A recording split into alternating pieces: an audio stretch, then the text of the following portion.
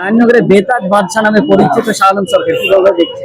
এখন এটা যার যার অভ্যাস সেটা করবে, ওর এটা চরিত্র, ওর এটা ক্যাটাগরি, ও এইভাবে কথাবার্তা বলতে অভ্যস্ত, তাই বলেছে।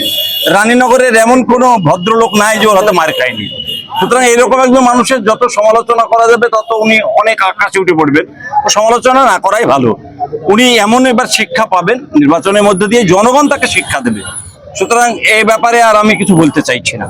তিনি জাতীয় কংগ্রেসে যোগ দেওয়ার না যোগ দিনই বলছে, আবার জাতীয় কংগ্রেসের আমি কালকে দেখছিলাম একটা ছোট্ট ভিডিও ক্লিপে যে প্রথমেই গিয়ে আমাদের প্রিয় অধীর চৌধুরী, যিনি এই জেলার দীর্ঘদিনের কংগ্রেসের নেতা, তার পা যেভাবে জড়িয়ে ধরে কাঁদাকাটি করছিল, আমার খুব খারাপ লাগছিল যে আমরা তো জীবনে কোনোদিন ওইভাবে কোনো নেতার পা ধরে অন্তত মেঝেতে গড়াগড়ি পারিনি। ওনাকে দেখলাম সে দৃশ্য কালকে, এটা আমাদের খুব খারাপ লেগেছে যে যে আমাকে নেন বলে যেভাবে কাঁদাকাটি এবং পায়ে ধরে পড়ে থাকা, এটা খুবই বাজে দৃশ্য আমার লেগেছে।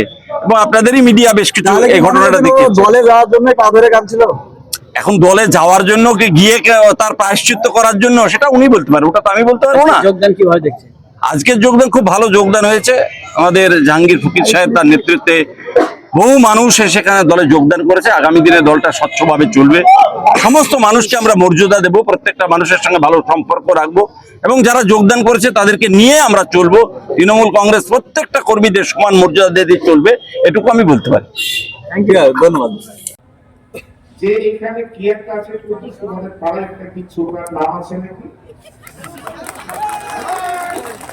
এই রানীনগরের সকল ভদ্রমন্ডলী কর্তাদের মা বোনেরা, আপনাদের কাছে আমি আবেদন রাখতে চাই, রানীনগরের ব্যবসাদারেরা, সব ব্যবসা বন্ধ হয়ে গেল, সন্ধ্যায় শিক্ষকেরা, বয়স্ক মানুষেরা চা খেতে পারতো না, জমি জায়গায় ভাই বেরাতে পারতো না, একটা ভাষার